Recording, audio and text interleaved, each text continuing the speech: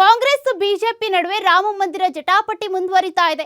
ಕಾಂಗ್ರೆಸ್ ವಿರುದ್ಧ ಸಂಸದ ಪ್ರಜ್ವಲ್ ರೇವಣ್ಣ ವಾಗ್ದಾಳಿ ನಡೆಸಿದ್ದಾರೆ. ಲೋಕಸಭಾ ಚುನಾವಣೆಯಲ್ಲಿ ಗೊತ್ತಾಗುತ್ತೆ ಅಂತ ಟಾಂಟ್ ಕೊಟ್ಟಿದ್ದಾರೆ. ರಾಮ ಮಂದಿರ ಉದ್ಘಾಟನೆಗೆ ಎಲ್ಲಾ ಎಂಪಿಗಳಿಗೂ ಕೂಡ ಆಹ್ವಾನ ಇದೆ. ಕಾಂಗ್ರೆಸ್ ವಿರುದ್ಧ ಸಂಸದ ಪ್ರಜ್ವಲ್ ರೇವಣ್ಣ ವಾಗ್ದಾಳಿ ಇದು. ಲೋಕಸಭಾ ಚುನಾವಣೆಯಲ್ಲಿ ಎಲ್ಲವೂ ಕೂಡ ಗೊತ್ತಾಗುತ್ತೆ ಅಂತ ಟಾಂಟ್ ಕೊಟ್ಟಿದ್ದಾರೆ. ರಾಮ ಮಂದಿರ ಉದ್ಘಾಟನೆಗೆ ಎಲ್ಲಾ ಎಂಪಿಗಳಿಗೂ ಕೂಡ ಆಹ್ವಾನ ಇದೆ.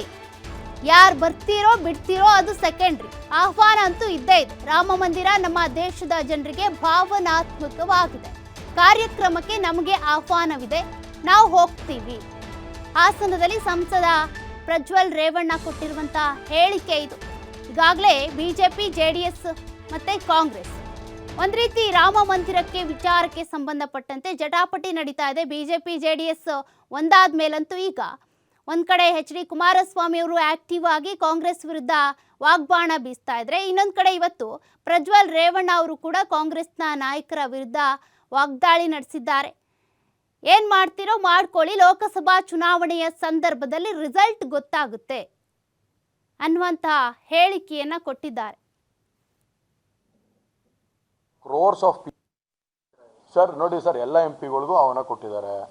ಆಮೇಲೆ ನಮ್ಮ ವಿಶೇಷವಾಗಿ ದೇವೇಗೌಡರು ಸಾಹೇಬರಿಗೆ ಖುದ್ದಾಗಿ ಆಹ್ವಾನ ಮಾಡಿದ್ದಾರೆ. ಪ್ರಧಾನಮಂತ್ರಿಯವರು ಕೂಡ ಖುದ್ದಾಗಿ ಆಹ್ವಾನ ಮಾಡಿದ್ದಾರೆ.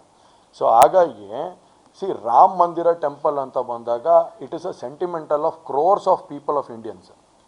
ಭಾರತ ದೇಶದ ಎಷ್ಟೋ ಜನದ ಒಂದು ಸೆಂಟಿಮೆಂಟಲ್ ಇಶ್ಯೂ ಅದು, ಅರ್ಥ ಆಯ್ತಲ್ಲ. ಸೊ ಹಾಗಾಗಿ ಅದರಲ್ಲಿ ನಾನು ರಾಜಕಾರಣ ಮಾಡ್ತೀನಿ ಅನ್ನೋದಾದರೆ ಅದು ನನ್ನ ಪ್ರಕಾರ ಅದರಷ್ಟು ಮೂರ್ಖತನ ಇನ್ನೊಂದು ತೋರಿಸಲ್ಲ. ಸೊ ಹಾಗಾಗಿ ಇವತ್ತು ರಾಮ ಮಂದಿರ ಆಗ್ತಾ ಇದೆ. ಇವತ್ತು ನಾವೆಲ್ಲರೂ ಕೂಡ ರಾಮ ಮಂದಿರಕ್ಕೆ ಆಹ್ವಾನ ಮಾಡಿದ್ದಾರೆ, ಪ್ರಧಾನಮಂತ್ರಿಯವರು ಆಹ್ವಾನ ಮಾಡಿದ್ದಾರೆ. ಖಂಡಿತವಾಗ್ಲೂ ನಾನು ಅವತ್ತೊಂದು ದಿವಸ ಹೋಗ್ತೀನಿ. ಅಲ್ಲ, ಕಾಂಗ್ರೆಸ್ ಅವ್ರ ನಿರ್ಣಯ ತಗೊಳ್ಳೋದು ಅವ್ರವ್ರ ಪಕ್ಷದ ನಿರ್ಣಯಗಳು. ಇವತ್ತು ಅವ್ರ ನಿರ್ಣಯಗಳು ತಗೊಳ್ಳೋ ಅಂಥದ್ದು ಯಾವ ರೀತಿ ಇಂಪ್ಯಾಕ್ಟ್ ಆಗುತ್ತೆ ಅಂತ 2024 ನೋಡ್ಬೇಕಷ್ಟೆ. ಸರ್ ನೋಡಿ ಸರ್, ಎಲ್ಲ ಎಂಪಿಗಳಿಗೂ ಆಹ್ವಾನ ಕೊಟ್ಟಿದ್ದಾರೆ.